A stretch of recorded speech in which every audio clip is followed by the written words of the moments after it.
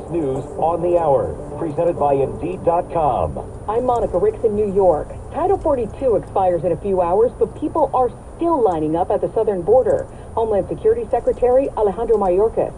If anyone arrives at our southern border after midnight tonight, they will be presumed ineligible for asylum and subject to steeper consequences for unlawful entry, including a minimum 5-year ban on re-entry and potential criminal prosecution. But aid worker Pedro Rios says many migrants don't know.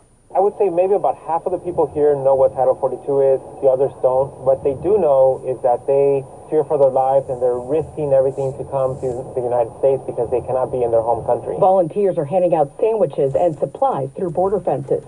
The COVID health emergency is ending in the U.S. soon, but people are still catching it. And pretty soon, footing the bill for testing and treatment, too. If you're on private insurance or Medicare, expect more out-of-pocket costs related to COVID testing and treatment.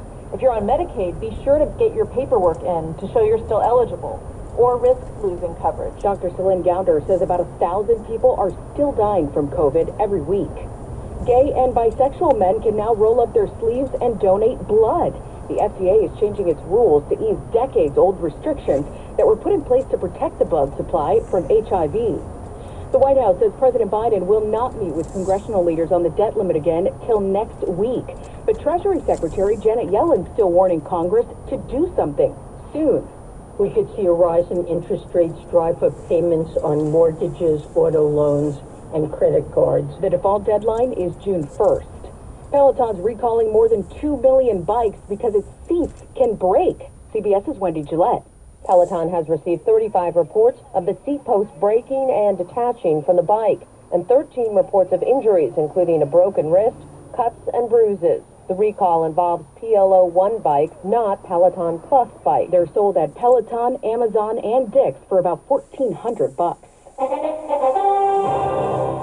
The NFL's given a sneak peek of its new schedule. Super Bowl champs, the Kansas City Chiefs, kick off their 2023 season against the Detroit Lions on September 7th. A few days later, Aaron Rodgers makes his New York Jets debut, and Robert Kraft says the Patriots will honor Tom Brady at their home opener. And it'll be the beginning of many celebrations to honor Tom Brady and say thank you for what he did for us those 20 years playing for the New England Patriots. The schedule's out later tonight. This is CBS News. Well, that's today's news. I didn't hear any good news, did you? I didn't think so. I guess it's all about perspective. The glass is half full. Well, as always, I want to thank you again for coming along with me on these Dash Cab News adventures. You know the drill.